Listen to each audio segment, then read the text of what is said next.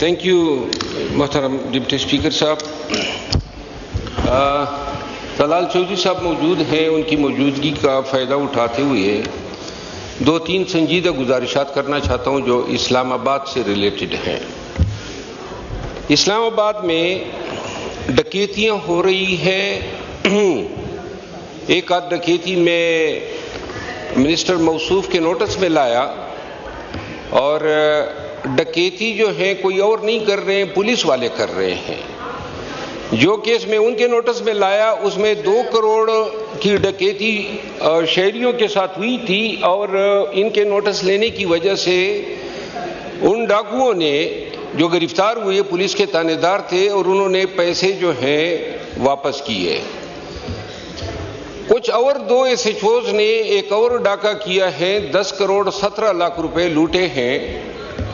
اور یہ ڈکیتیاں جو ہیں گزشتہ 4 ماہ میں ان کے نوٹس میں لایا ہوں. ایک اور ادارہ ہے national cyber crime investigation agency, April 2025 میں بنا لیکن ملک میں انت مچا دی. ملتان ہو، لاہور ہو، سندھ، کراچی ہو، ہر جگہ پہ شہریوں کے خلاف پیسے اینٹنے کے چکر میں اتنے بے بنیاد مقدمے بنائے. میں اسلام آباد پہ فوکس کروں گا. 5 ایسے پوائنٹس تھے جن پہ NCCIA نے ایک انٹیلیجنس ایجنسی کا نام کوٹ کیا کہ اس کی ماں پہ ہم چھاپہ مار رہے ہیں، اور چھاپہ مارنے کے بعد ان جگہوں سے laptop, computer, furniture, air conditioner ساری چیزیں لے گئے. اور آج تک وہ لوگ جو ہیں اپنے اشیاء کے پیچھے پھر رہے ہیں. تازہ ترین جو واردات ہیں آج سے 5 دن پہلے کی ہے. 15 دن قبل کی واردات ہیں جس میں NCCIA نے ایک انٹیلیجنس ایجنسی کو کوٹ کرتے ہوئے I-9 کے مرکز میں ایک پریمیسز پہ ریڈ کیا. وہاں 11 لوگوں کو گرفتار کیا. وہ 11 لوگ تو چھوٹ گئے. مدعی گیا عدالت میں اور اس نے کہا کہ میں نے تو ان پہ دعویداری نہیں کی ہے، جو میرے ملزم ہیں ان کو پکڑا نہیں ہے اور جن سے پیسے نکل سکتے تھے ان کو پکڑا ہے. میں وزیر موصوف کے نوٹس میں یہ دینا چاہتا ہوں کہ اس جگہ سے کل میں خود گیا، وہاں دیکھا اوپر ایک لکھا ہوا تھا کہ this premises has been sealed by NCCIA. اندر جو ہے سارا فرنیچر، سارے کمپیوٹر اور ایئر کنڈیشنر، ریفریجریٹر، جنریٹر، یہ سب NCCIA چوری کر کے لے گئی. اب گزارش یہ ڈاکو ہیں یا یہ ادارے ہیں؟ اور اسلام آباد میں آئے دن روڈوں کی بندش ہے. یہ ہم جو پارلیمان آتے ہیں ہمارا مین راستہ بند ہے سیکیورٹی کے نام پہ. اب قانون کا نفاذ اگر اس طریقے سے ہونا ہے، 41 جگہوں پہ ناکے ہیں اسلام آباد کے اربن ایریاز میں، لمبی لمبی قطاریں بنی ہوتی ہے اور یہ ناکے جو ہیں ختم ہی نہیں ہو رہے ہیں. کوئی آ گیا آپ کا پوائنٹ آ گیا بس. اچھا جی مائک کھولیں، ختم کریں. میری آنریبل منسٹر سے یہ ریکویسٹ ہے کہ یہ جو 2-3 واقعات ہیں اس پہ ذرا کائنڈلی جواب طلبی کر دے.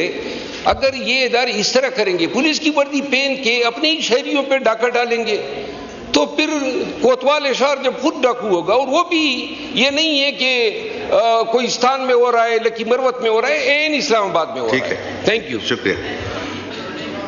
جی محمد عثمان بدنی صاحب. اسی واقعے کا نوٹس میں لے کے آئے میرے. اس کے بعد اس واقعے کے حوالے سے جو پولیس کے یہ شکایت کر رہے ہیں، درست شکایت کر رہے ہیں کہ کچھ پیسے کسی سے لیے گئے، وہ نہ صرف پولیس افسران گرفتار ہوئے، چارج ہوئے، بلکہ یہ کسی اس طرح کی نشاندہی پر زیرو ٹالرنس ہے اس طرح کی چیزوں پہ. اس کے علاوہ دوسرا ایک اور واقعے کا کہتے ہیں، اس پہ بھی ہم نے جو یہ 10 کروڑ والی بات کرتے ہیں وہ ابھی تک یہ ثابت نہیں ہوا کہ وہ کسی پولیس اہلکار کا کام ہے. اس پہ ایک انویسٹیگیشن چل رہی ہے جس پہ ملٹیپل ایجنسیز کام کر رہی. اگر کوئی ایسی بات ہوگی تو زیرو ٹالرنس ہے کرپشن یا اس طرح کے معاملات پہ. جو دوسری NCCI کے حوالے سے اس میں بھی اس میں کوئی شک نہیں ہے. ایک تو ایک جو یوٹیوبر تھے ان کا بڑا مشہور کیس ہے، لیکن اس سے پہلے مروت صاحب نے بھی ایک نشاندہی کی تھی اور بھی کئی رپورٹس آئیں. اس پہ ہم نے این سی سی آئی کے جو ہائیسٹ لیول کے آفیسرز ہیں وہ انڈر سسپینشن ہیں، وہ انڈر انویسٹیگیشن ہیں، ان پر مقدمے ہیں، وہ گرفتار ہوئے ہیں. تو یہ کہہ دینا کہ یہ یہاں پر کوئی مادر پدر آزاد یا کوئی ہر کوئی کچھ کر رہا ہے، ایسی کوئی بات نہیں. اگر اور اسی ڈپارٹمنٹس کے لوگ اچھا کام بھی کر رہے ہیں. دیکھیں یہاں کال سینٹرز ہیں جو پوری دنیا میں پاکستان کی بدنامی کا باعث بن رہے ہیں. جناب اسپیکر، کال سینٹر ایسی جگہ پر ہیں کہ جس ایسے گاؤں اور ایسے دیہات اور ایسے ریموٹ ایریاز میں بناتے ہیں جہاں پر کال سینٹر ہونے کا کوئی تک ہی نہیں ہے. یعنی جہاں پر کال سینٹر بنانے کا کوئی ہو ہی نہیں سکتا، نہ وہاں پڑھے لکھے ایسے نوجوان ہیں، آئی ٹی اسپیشلسٹ ہیں، نہ وہاں کوئی انوائرمنٹ ہے، نہ وہاں کوئی یونیورسٹی ہے. اور یہ مروت صاحب اس کو ویریفائی کریں گے، قبائلی علاقوں تک بنائے گئے. کس لیے؟ کہ یہاں سے فائنینشیل فراڈ ہوتے ہیں. یہاں پر ملٹی پل جو ڈفرنٹ نیشنلٹی آئے ہوئے ہیں جی کئی لوگ، وہ کرتے ہیں، پاکستان کی بدنامی کا باعث بنتے ہیں. جو اس طرح کے سینٹرز ہیں اس پہ ضرور کریک ڈاؤن جاری ہے، کیونکہ وہ بدنامی کا باعث بھی بن رہے ہیں اور فراڈ بھی کر رہے ہیں.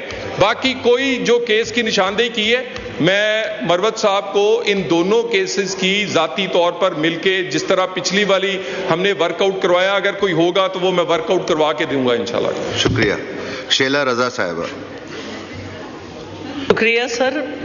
کافی دفعہ ہم نے آپ سے بات کی، آپ کی مہربانی بھی رہی کہ کچھ نہ کچھ کام ہوا.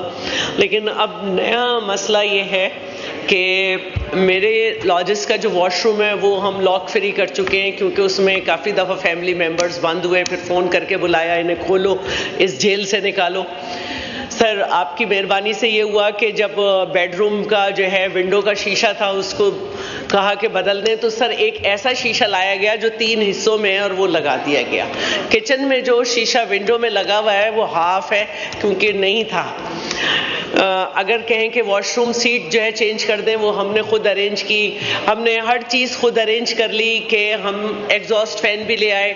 جو گراؤنڈ کے کچن کے کیبنٹس ہیں ان کی زمین پہ پلاسٹک بچھا کے قابل استعمال کر لیا. برنر کے پیچھے کوئی چیز چلی جائے تو اسے کھسکا نہیں سکتے، اس کو سیمنٹ سے جو ہے ایڈجسٹ کیا ہوا ہے. لیکن سر کل بہت بڑی بات یہ ہوئی کہ چینل گھر پہ آیا ہوا تھا میرے لاج میں، اور میں بیڈ روم میں گئی اور بیڈ روم کو لاک کیا تو میں اپنے گھر میں لاک ہو گئی. اگر وہ چینل والے نہ ہوتے تو میں کیسے نکلتی؟